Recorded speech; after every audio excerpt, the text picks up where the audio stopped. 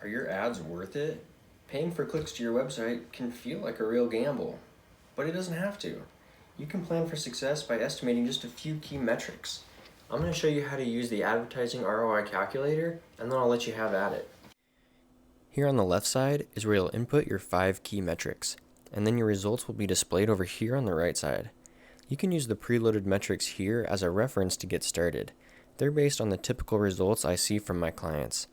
You can use the slider to adjust the value or simply enter it on the right. You'll start by entering your projected monthly budget. I always recommend starting out with at least $1,000, but you can enter all the other metrics first and then come back to the budget and see how it affects your overall profit.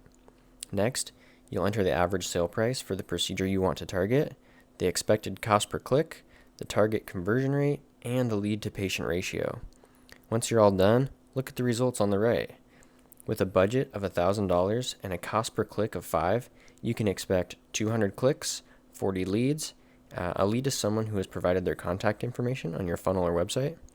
And then because your target conversion rate is 20%, meaning 1 in 5 visitors to your funnel will become a lead, you can expect to pay an average of $25 per lead.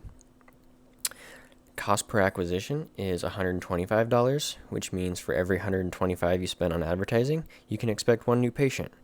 Because the average sale price of a patient is $3,000, you can expect to earn $24,000 in revenue, $23,000 in profit, and a 2,400% return on ad spend.